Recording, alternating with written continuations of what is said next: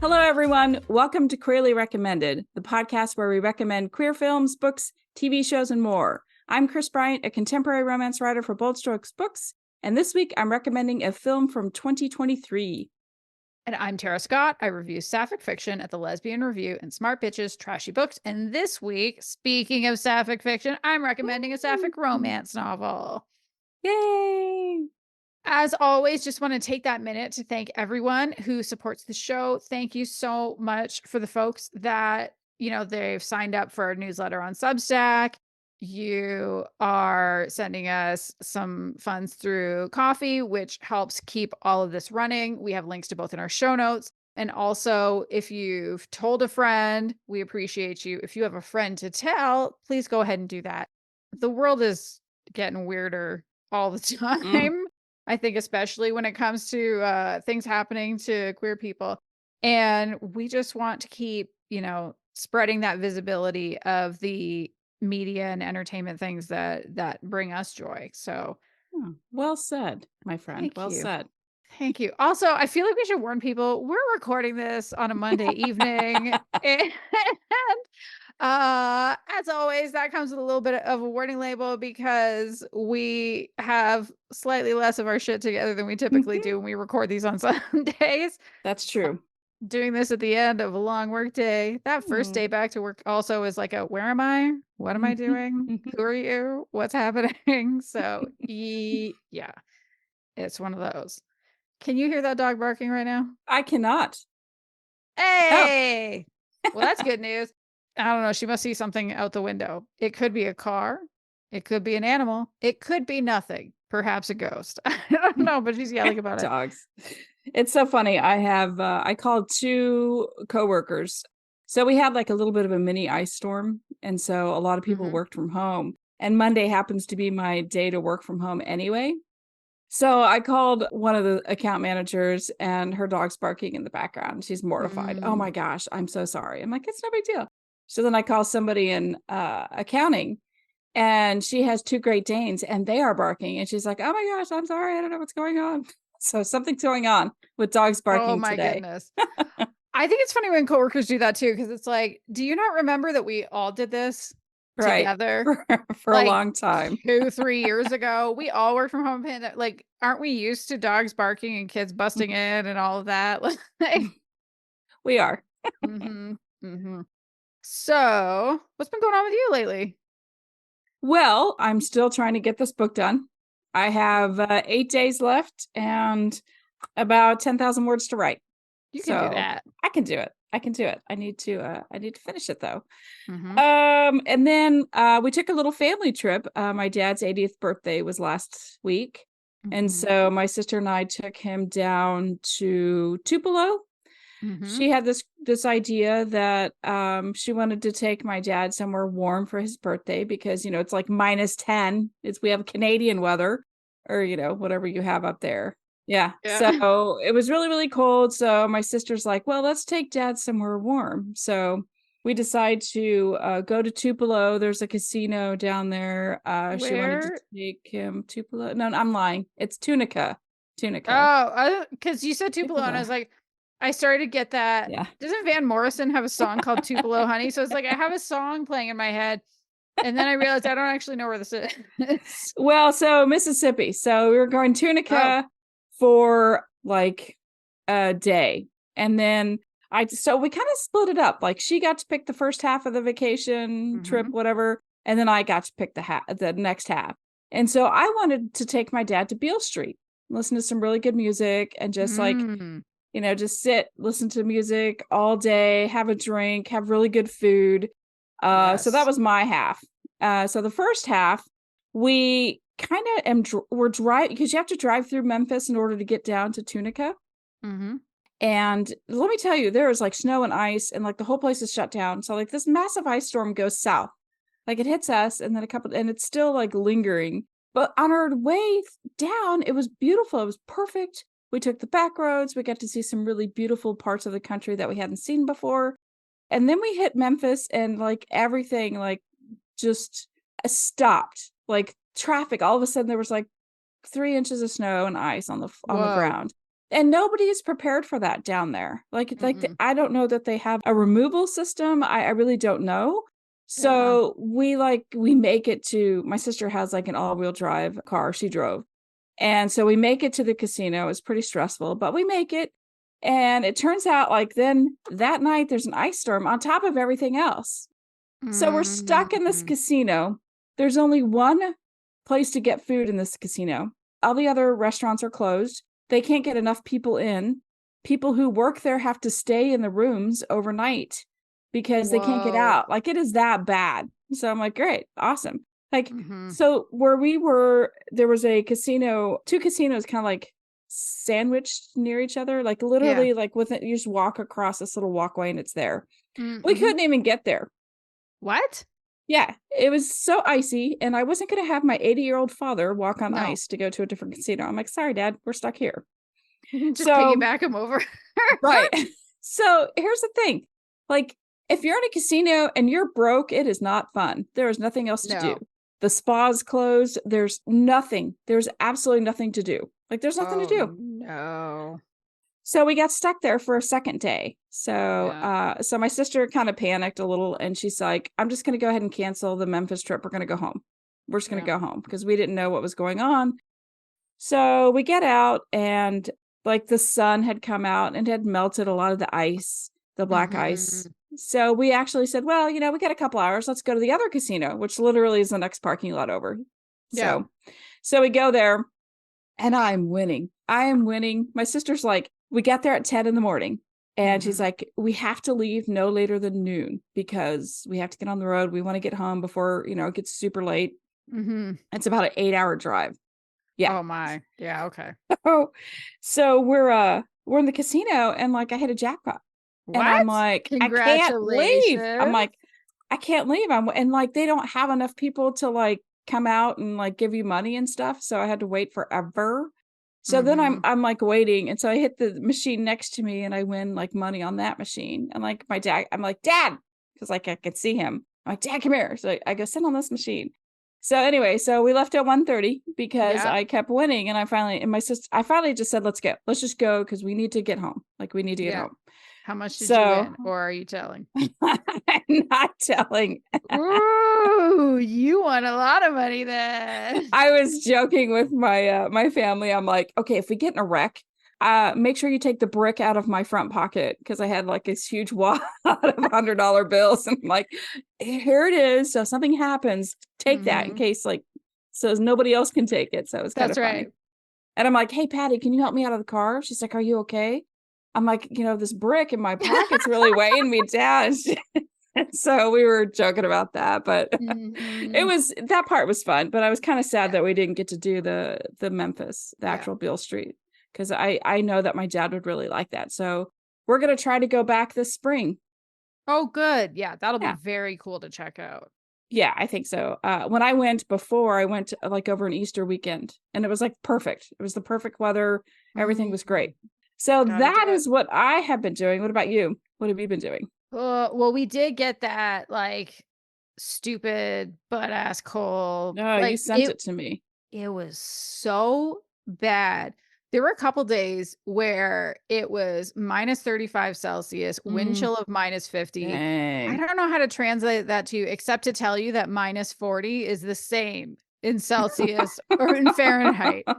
It's just like, it's unlivable. I mean, I don't know how you do it. I don't know how you do it. It's roughly similar. Oh, I did it by not going outside, except for the one day when I went for my haircut, because I really hated how my hair looked before that. I had tried something new for my previous haircut. It just didn't turn out the way I wanted. And I even said to Neil, I was like, should I push my appointment out? Like, I'm kind of scared of going out when it's that cold. And he's like, you hate your hair so much. You don't want to push it out by a week or two. You got to go do it. So he drove me because he's wonderful. But it was so cold that our poor little dog, she would go out to pee and she would not linger. She was not looking for neighbors to yell at. She was not looking for garbage to pick up. Like, she would be in and out, and she would like hobble by the time she got back into the house. There was one time She didn't even make it back. She fell over and Neil was like, oh God. And he went and got her and brought her back. So we like wrapped her in a fuzzy blanket and I held her tight and shared my body with her. I know, it was so pitiful. So thankfully it's mostly better. And actually we're going into plus temperatures starting tomorrow. I looked it up today. I was talking to my aunt. I talked to her every Monday evening. And today was no exception. And we always also talk about the weather and the temperatures. And so I look at the Fahrenheits.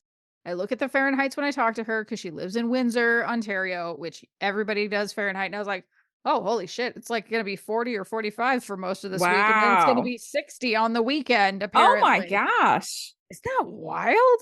That is. So if that's true, once the sidewalks are a lot safer, because I don't trust our neighbors, so I'll clean their sidewalks appropriately and I'm not breaking a leg. I might go for like some walks or something. That was pretty good.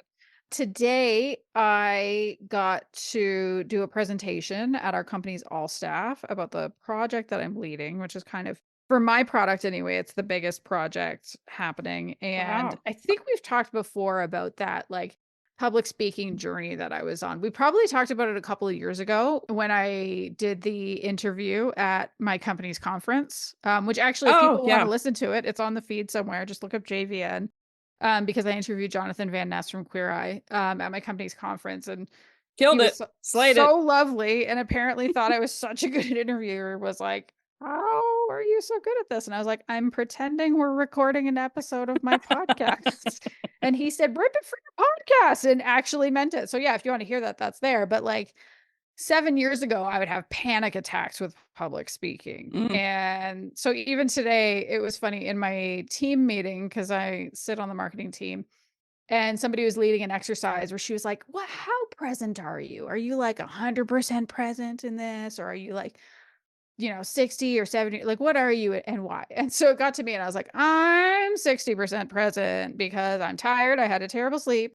And, some other reasons. And I was like, and also I have to talk at our all staff today. And most of you don't know, but like I had a public speaking phobia and I still get nervous about it. And I made a joke about how I wanted to, and it's true. I did want to offer my one friend like 50 or $100 to do it. And then I realized, no, wait, he actually would do it. And then I'd owe him like $100 for doing it for me. But for some people, that would be okay. Mm-hmm. Like me. Mm-hmm. So I did it. And it was awesome. Like, wow. I feel like I've gotten to the point on my journey where, yes, I still get nervous. I still have to do the deep belly breathing in the minutes beforehand to try to calm my nervous system. I have to keep reminding myself, I feel this way because I am excited, because of what I'm going to share is important. Like all those tips that my friends have taught me over the years. But in the moment, it just felt good and it felt correct. And it was just one of those like, oh, is this the next kind of plateau of the experience? Wow. Is this where it is? So I didn't do all the shaking. I didn't breathe in and forget to breathe out. I didn't want to barf and I didn't want to die. So nice. That's my big win. That is a big win. That's a massive win. Also, you're growing up. I know. Finally, I'm growing up. Just I'm middle-aged and growing. Adulting. Yay.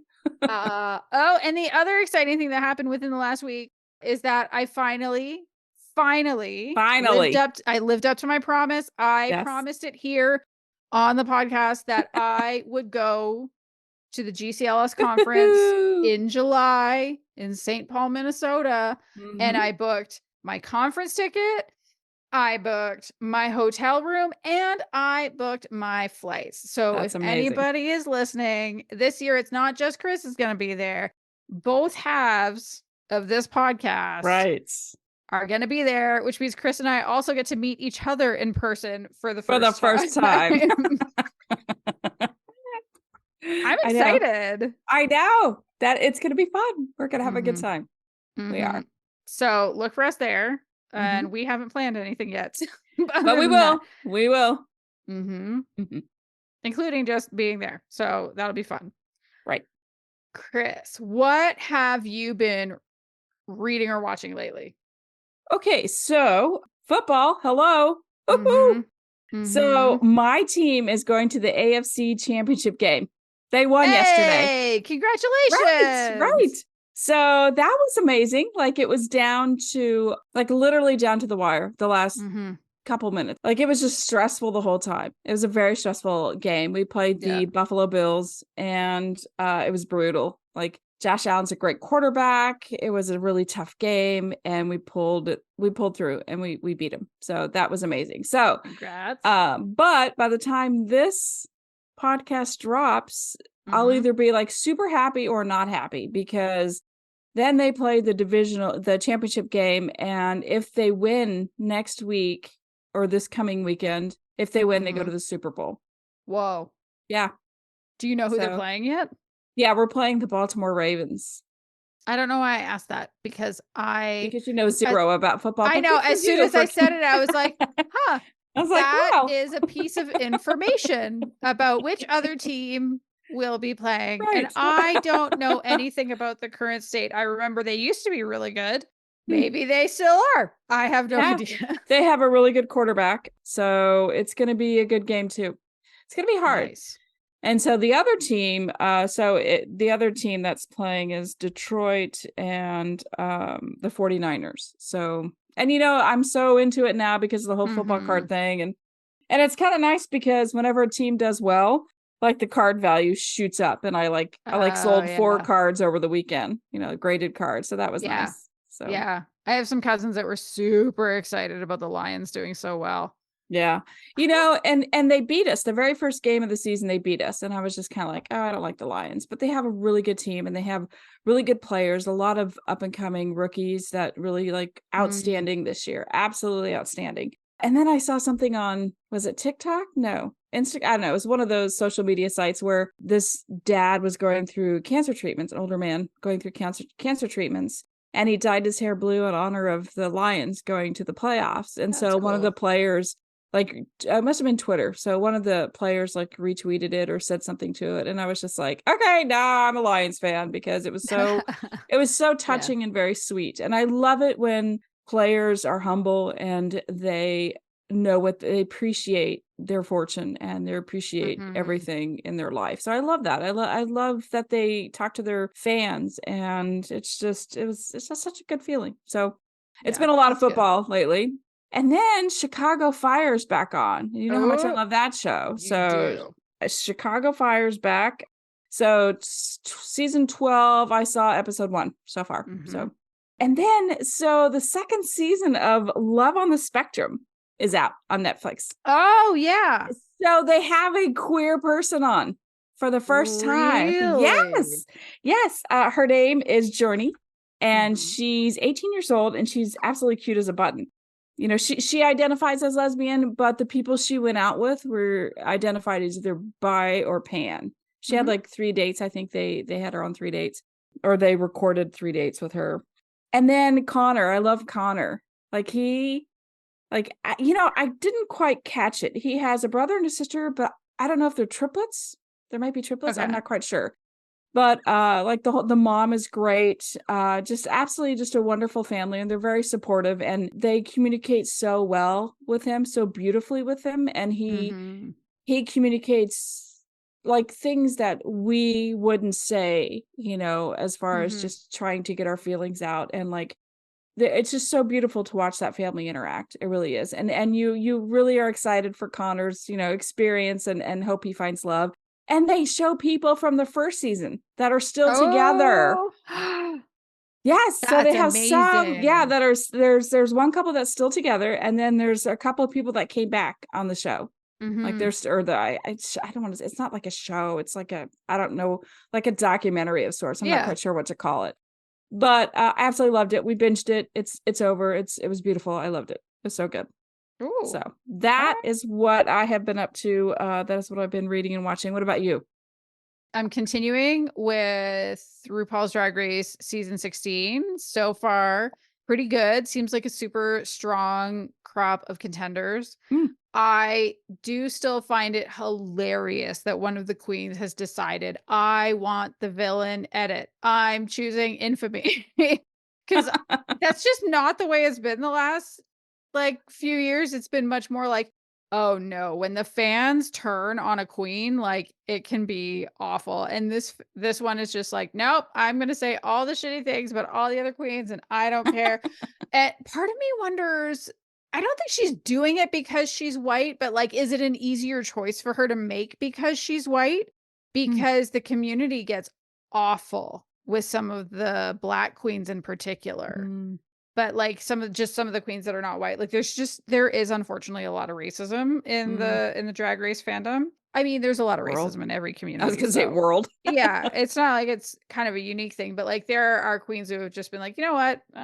Maybe drag isn't what I want to Mm. do."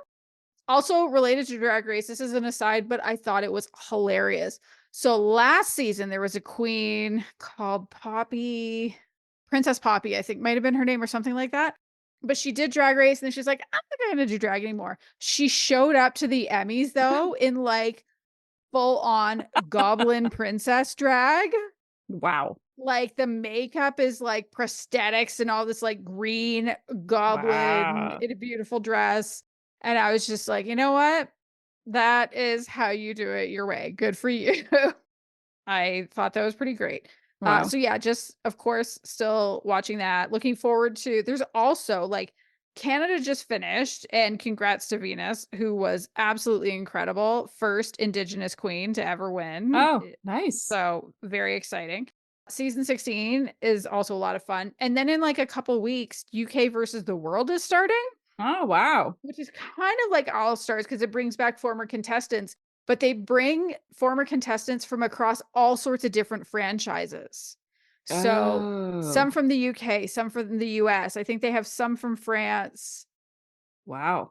some of the other European countries. There's so many franchises now. I literally could not list all the different countries that have drag races. It's pretty amazing. So I'm looking forward to that one. I am still playing Baldur's Gate 3. I think I will be playing it for a while, but I love it. It continues to be amazing. It's so much fun. So, Kris, Yes. what is your official recommendation this week? Okay, so my official recommendation is a movie that I watched twice. But not Oh, because that it's so good, but it's because I missed a lot the first time. okay. So it's very raunchy going in. Like know that going into this movie. Okay. So think Hangover, but with women Hmm. and China, not Vegas. Oh, mhm. Oh, so Okay. Joyride Hmm. is the Hmm. movie Hmm. Joyride. So I'm gonna read the little blurb because that's Hmm. what I like to do. When Audrey's business trip to Asia goes sideways, she enlists the help of Lolo, her childhood best friend, Kat, a college friend, and Deadeye, Lola's eccentric cousin. Their epic no holds barred experience becomes a journey of bonding, friendship, belonging, and wild debauchery that reveals the universal truth of what it means to know and love who you are. Hmm. So that's why I watched it twice. I watched it the first time just because it was hilarious. And then the second time I watched it was just more for like, there was a lot going on story wise. You know, Mhm. that they covered a lot with humor, but there was Yeah. so much underlying messages that I wanted to catch all of that because I thought it was that good. Is it one of those where you were laughing so hard you actually couldn't pay enough attention to everything, but you let it keep rolling? It was kind of like it has shock factor. Yeah. Like, and like me, like I was like, oh, what? So like that's unusual, Uh-huh. but it did make me laugh. It was pretty funny. So basically you have two best friends who have been best friends since childhood, and the very opening scene is absolutely hilarious. I actually saw the first scene a couple times. It just made me laugh. It was just so good. Like you couldn't get two women or two kids more opposite because they kind of Mhm. like in a flash of pictures, you see them grow up. You know, you see Lola, who's Mhm. like wild spirited. She's like carefree, fuck everything. And then you have Mhm. Audrey, she's actually adopted. A white family Mm. adopts her Mhm. from China. And Mhm. so she is very structured. She's a lawyer. She's very successful. She can hang with the big dogs type thing. So her boss says, go to China, close this massive deal, and you can become partner. So 'Kay. she doesn't speak Chinese at all, like at all. So her friend, Lolo, the Mhm. wild child, she speaks it. So she's like, hey, I'll go with you. I'm going to be the translator for this trip. And she's like, okay. So they're at the airport and she goes, oh, by the way, I invited my cousin, Deadeye. And so she's like, no, I haven't recovered from the hair incident. Yeah. So, and you don't really know like what the hair incident is, but you can only figure that like had something to do with burning and when they were kids. So basically another, like Lolo is, I really liked her. I liked her character a lot. She's very open. She lives in Audrey's backyard, like in a she shed type thing. She just lives there. So, you know, it's kind of like everybody thinks she's like this freeloader, but she's really an artist and she's trying to like get herself out, get herself known, but not really. Like she's kind of holding back and you're not quite sure why. And that plays into all the relationships later. Like when you get into the movie more, you'll see like the different layers peel back and you get to the real people inside. Like I said, she was my favorite because she was also very open sexually. Like she was very into social media and she'd post live videos all the time. And she's like, hey, I'm going to this place. I'm going to be in China. I'm going to be here. If there are any like males or females who want to hook up, let me know. I mean, she's like that open. Like in her artwork is also very sexual. Like she unveils this art piece she does. And it was actually the playground that they met at. But all of the playground equipment is like penises and vaginas. And it's just hilarious. And it's just like, what? And so like her friend's just like, is that I can't even ruin, I don't want to ruin anything, but it's really, really good. Her best friend from college, Kat, is actually over in China, and she's like, I can't tell if she's like a movie star or like a TV show star. And so they go visit her on set, and immediately Lolo and her do not get along because they're both vying for her attention, for Audrey's attention. You know, it's one of those where I'm a better friend than you are.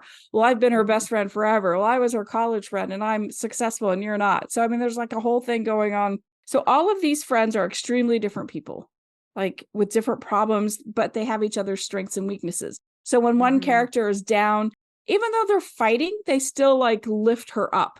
So there's a lot of support in this movie. And I really like that. And of course, the humor is hilarious. And one time Lolo is having a conversation about her artwork. And this is the thing I really liked. I actually went back and watched it again.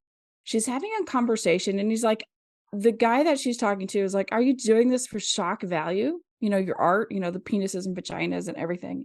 And she's like, no, I'm just doing it to start the conversation about sexuality, about everything. Like everybody be comfortable with it because sex is such a natural thing, you know, whether it's gender or your preferred or just sex in general.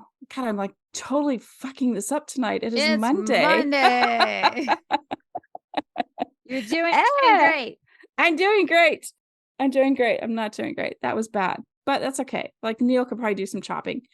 Sure. Cut out the weird stuff. Yeah. So the queerness in this, and this is one of the things I really liked. Deadeye is she, her at the beginning. And at the very end, like it's like a year later and they do another girls trip. Like it was, the first one was kind of accidental. So then they decided to make it a yearly thing. And like smooth transition into they. Like the physical transformation and like nobody talks about it. It's just like everything is open and it just like doesn't faze anybody. And you can kind of see it happening, you know, in the movie. Yeah. So it's really, I really like the way they did that and how accepting it is. So I hope that everybody who is either coming out as transitioning somehow, that I hope that they have the support and friendship that is portrayed in this movie. Like it's really all about relationships. And you know how much I love movies about relationships. Like that is my thing. And this movie is all about relationships. When they go bad, when they go really good, when you know you need a support team, there are your people. And it's just a good movie. Like again, watch out because it is kind of raunchy. I'm not gonna lie. That's fine. It's fun though. It's fun, flirty, fun, very sexual. Just maybe don't watch it with your kids. Do not watch it with your children. It's like after they go to bed, watch it, and then you'll enjoy it. It is a cute movie. Yeah. Well, that So sounds fun. yeah, so that is my official recommendation. What about you? What is yours? So mine is the latest from Gun Brooke, and it's Mm, called Limelight. The thing to know for me is that Gun Brooke was one of the first authors I ever read when I mm, started reading lesbian romances. nice. And so she has always and will probably always hold a very special place in my heart. Not every book has worked for me, but the ones that have, like, they just feel right. Mhm. And so, like, Course of Action was one that I loved very, very much. Fierce Overture was another one that I loved very, very much. And that one in particular is really important when it comes to Limelight because a couple of the characters show up in this one as side characters. So in this story, one of the leads, her name is Palmer. She used to be a really hot music producer, and she would produce music for some of the biggest artists around until 7 years prior to the events of the story. She had a DUI, and some of what happened in the media, Mm, kind of with the DUI, she just ended up becoming like really reclusive, and now she like writes jingles and stuff for advertising, like just totally different lifestyle. But she's really good friends with Helena Forsyth and Noelle Laurent, who are the two leads from Fierce Overture. And they say, like, okay, look, you've been living like a hermit for the last 7 years. You need to come and do this show with us because they're the other two. I think they created it. Like, I think Helena's one of the creators, but also they're coaches on this new, like, American Idol style. mm, Of course, it doesn't ever say American Idol in there, that's just me saying that, so it's like an audition-based singing competition show, because Noelle is, like, one of the top, soul pop singers, and Helena is her wife who runs the what do you call it? A company? Recording company? I don't sure. know. Sure, that's what we're gonna call it today because Music this is a company. Monday, and I don't know what they're called. Anything goes. Um, but they said, like, "Look, we need a third coach because this isn't even a show where, like, they have to be judges. Like, they'll give feedback, but the audience votes on who actually Mm, wins okay. and goes through." So they each get their own little set of singers that they're going to coach through the competition. Okay. And then somebody will win and be launched into this new incredible career. Although, of course, from watching American Idol, you don't always have to win to get an Right. incredible career out of a Mhm, show like that. mhm. In fact, it's probably better to not win so you're not locked into some of the For that promotional year, stuff later. right. Yeah. And so Palmer agrees to it kind of reluctantly, but they're very good at pointing out, like, you did really love finding and nurturing big talent, so this would be good for you. So the other lead is Liberty Bell, who goes by Libby. She's a wild card entry to the show, which means the producers have added her. So there's two wild cards. They've added her and somebody else that doesn't feature in the story really. And so the coaches didn't choose her in the audition episodes. So all they know is that these two wild cards are going to show up and, like, I guess we'll see how they are. And, like, spoiler, she's fucking awesome. Like, of course, like, she's amazing. And so the judge, sorry, not judges, the coaches are just as surprised as everybody else when she steps on the stage and she blows everyone away. And she just really, like so many that do these things, she just really wants that career in singing because she loves it so much. But also, Libby doesn't trust anybody that easily because she's been estranged from her family for a decade. She's shy, she's quiet, and she has, like, it sounds like she has, like, some friends, but they're mostly coworkers. Like, she just has this kind of small life because she doesn't have a lot of money. And she's not the most happy to have Palmer as her coach because Palmer is kind of a dick for a while.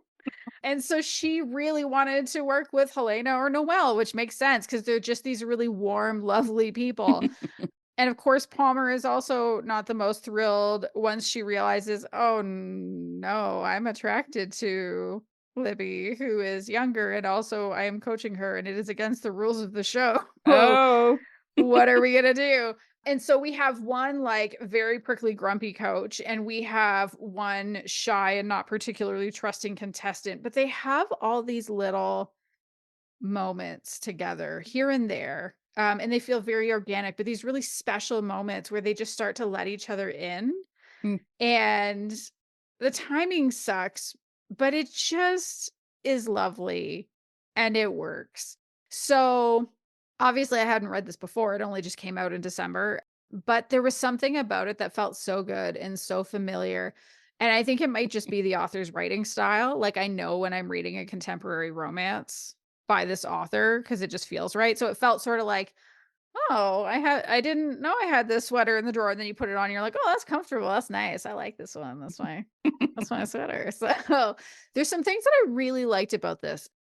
Of course, I love reality show romances, and I especially Mhm. love competitive reality show romances. I think that if you're going to have a romance that doesn't have like a breakup in the third act, this is a perfect setting for them because there's already so much tension with wondering, is the contestant I'm rooting for going to win?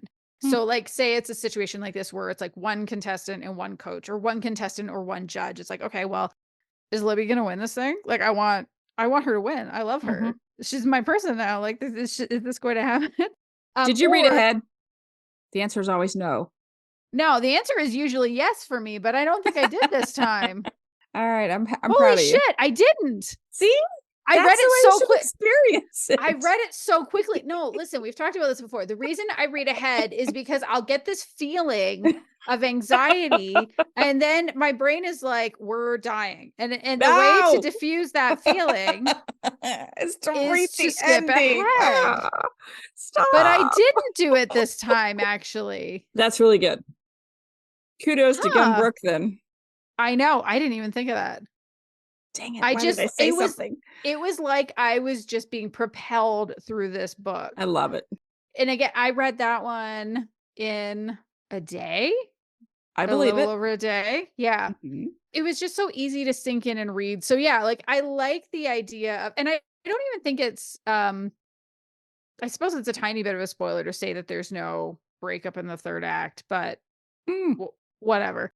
I think it really works in this kind of a setting. So you still get that tension because if you don't have a breakup, it's like that. Sorry, I'm saying this really badly. Monday. I um, hate Mondays. you need to have some kind of a tension happening in a romance novel for it to work pretty effectively. Mhm. Typically, that is the like, okay, we're going to have these two people and they're going to get together. And then at some point, they're going to break up for reasons, but then they'll get back together Mhm. and then everybody will be happy. But sometimes it doesn't have that. And if it doesn't have that, there has to be tension coming from somewhere. And in this particular case, it is coming from the show. So I thought that was really effective. I also love, like, I think we've talked about this before. I love my ice queens. I don't know if it's Mhm. fair to call Palmer an ice queen because she's so butch.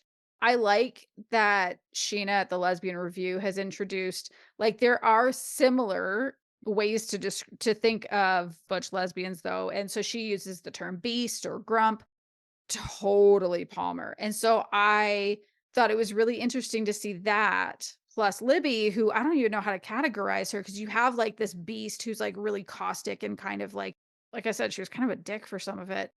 But then you have Libby, who also like she would lash back at Palmer Mm. sometimes when Palmer was being kind of a jerk. And so I thought it was interesting to see like they both have to warm up to each other. It's Mhm. not like some girl next door warming up an ice queen or anything like that. It's like, no, we have to learn how to talk to each other and we have to learn how to be softer with each other. And I really enjoyed getting to see as they started to reveal their vulnerable sides. I thought that worked really well. I will say this is a very, I mean, I suppose every story is time boxed. I was gonna say this is a very time box story. Yeah, no shit, every story is. But I suppose the time frame for this one is a little shorter because it Right. starts with Palmer being recruited to be a coach only a couple of weeks before the show starts. And then we know from that that they only have 7 weeks together. And Mm. we actually never see them, like the story ends with the final episode. So we don't see their life that sort of comes after that. Mm. And with them only knowing each other for 7 weeks, like I really think it is just the beginning of them showing that vulnerability and that beginning of them softening. And I think that's fine. And it makes sense because 7 weeks of knowing someone is But have barely you knowing met them. lesbians? Oh, also my parents, by the way, I don't know if I ever told this story on here. My parents got engaged 19 days after they Oh met yeah. Oh yeah. and they're It still goes fast. happy. Are your parents lesbians? I don't It know. happens. I really want to ask, but I don't know how they would take the question. Oh Hi, my y'all God, that would be amazing. lesbians. Hey, mom, Hey, are come here. you a lesbian? What? Is dad a lesbian? What? Just Amazing. saying. Okay, and then the other thing that I really, really, really loved about this story, like I said, I love it when authors bring back characters from a Oh yeah. previous story. I had no idea that Helena and Noelle would be side characters in this story.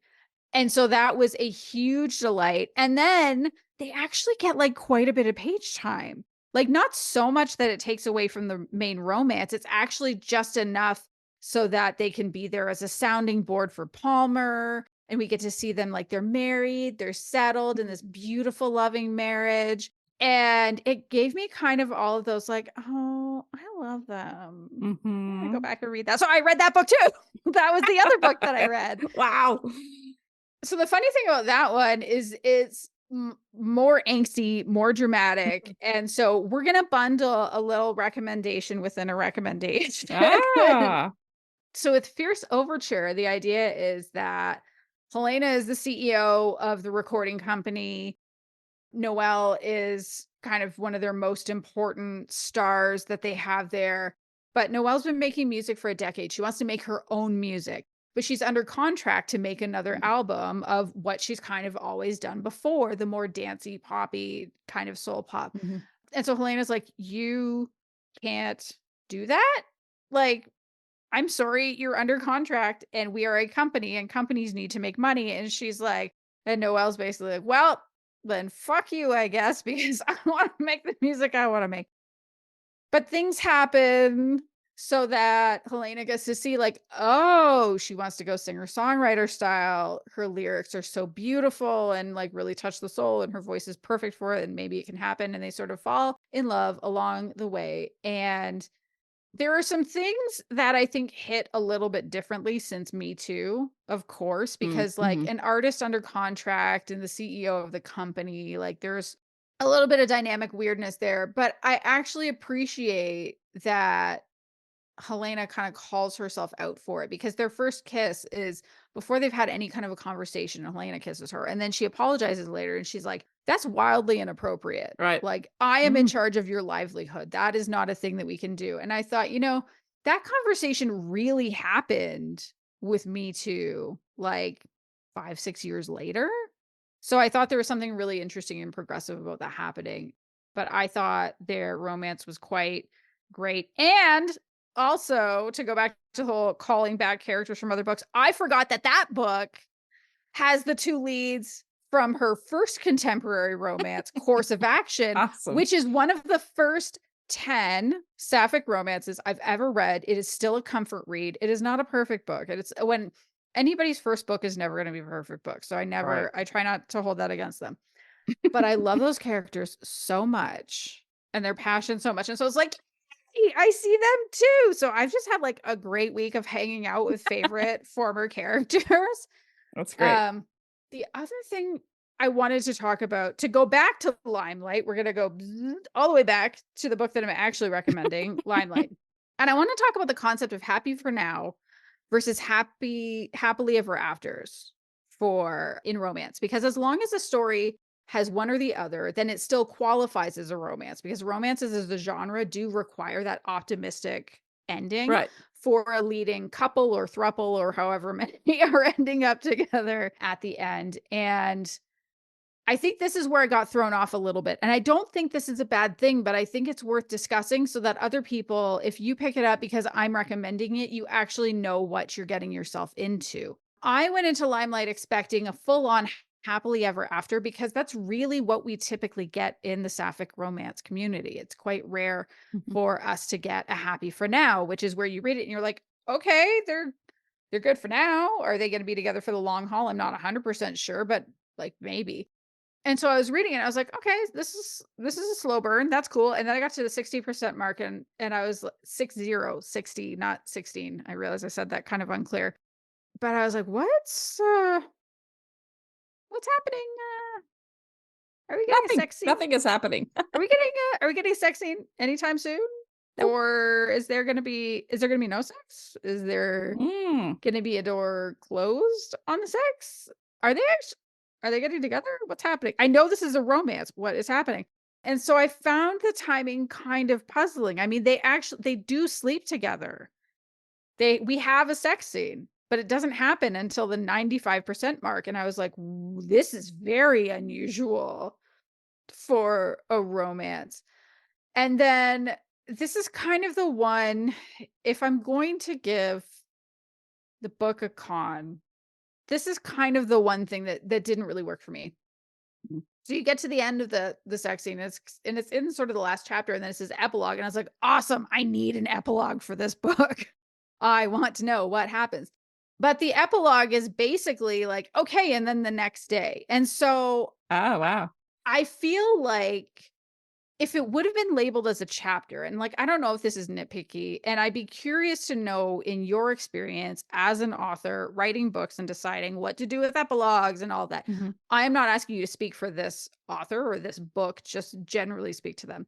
But I think if this would have been labeled as chapter number whatever, I wouldn't have thought anything of it. It would have ended, and I would have said, Mhm. fuck yeah, that was Mhm. perfect. That was a home run. But I think by labeling it as an epilogue, it actually left me more confused, and so I had to sleep on it, and then I went, "Oh, this story is a happy for now because they've only known each other for 7 weeks." Yes, there is an "I love you" thrown out there. I am a skeptic. Perhaps I have a little black heart. I don't think I do, but who can say? But it really left me craving Mm. another epilogue. Like, I want to see them a year later. Mhm. I want to see them more settled, where they're comfortable together. They know how to talk to each other. They've perhaps healed some of their traumas. But that was kind of where I was like, what is, and I realized it was actually just a labeling thing. So I don't know if you've noticed anything about epilogues in general. So here's what I know about epilogues is readers love them. They want them like you, they crave them. And maybe this was a timing thing where there wasn't enough time to pursue an epilogue. But as long as you have epilogue, people feel complete, but Mm, I think that you're right. I think that like it should have been a chapter if it was the next day. That's not really an epilogue. Like I yeah. said, the epilogue shows in the future them either together, whether it's still dating or a happy ever after or happily for now or whatever. Hmm. It's more like just we're answering, and we want to know too. I mean, Yeah. honestly, I want to know my characters what's happening 3 months from now. Like they finally worked Hmm. everything out, like what is happening in their lives. So that's how I approach it, and I always expect an epilogue in a book. Yeah. And if I don't put an epilogue in my book, like my readers come after me. Like, where's the epilogue? Oh, wow. Yeah, they come after me. Like I've only done it like 1 or 2 times where I didn't have an epilogue Yeah. I mean, I could because be wrong about if it was literally the next day, but it went from basically the aftermath of the second last episode of the Limelight series it sounds to like it. Yeah. the epilogue is the final episode of the series. So, I mean, I don't know enough about reality shows to know, would they film those episodes back to back? Would there be a week in between? But like if we're Mm. going from episode to episode in the show, I don't know. It felt like that was the only thing. Like, I think if that could have been changed, I would have called this hands down a perfect happy for now. Ah. So I think I'm going to call it that anyway, because that's just a labeling issue. That's not a content issue. So this is a perfect happy for now. The one content warning I want to give for people is if you have a hard time reading about toxic family in a novel, that's just something to be aware of. Mm. I don't think it overpowers it or anything like that. But Libby's father and stepmother, the reason she's estranged is that, they're homophobes Mm. and they resurface when she becomes famous, as, Oh, narcissists right. sometimes do. So I know they're not real people, but I like to hope they'll get shot into the sun and that can be what happens to them. So yeah, I really enjoyed this. I thought Libby and Palmer's story was really compelling. There was something special happening with them. I loved seeing Noelle and Helena again. So if you like competition reality show romances, if you like age gap Oh, romances, age gap. Okay. yes. And or if you like stories where emotionally guarded people will let their walls down slowly, then this is a great book and I definitely recommend it. Sounds good. That is all for this episode. Thank you so much, as always, for joining us. If you've enjoyed the show and you haven't subscribed yet, although you probably have, if you've been sticking with us, just make sure that you hit that button on your podcast app. If you have a friend that you think would like the show and needs all these media recommendations, please tell them about it. And if you would like other ways to support us and you haven't done it yet, we do have those links in our show notes to our coffee and our newsletter sign up. And maybe drop a review.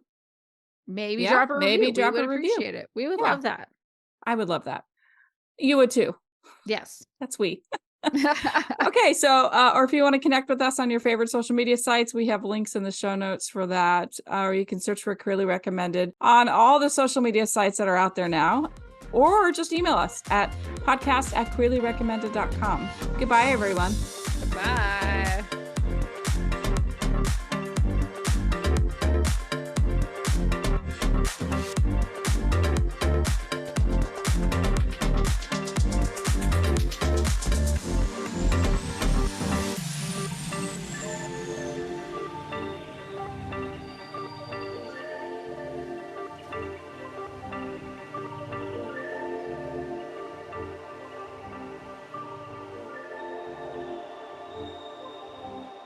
Bye-bye.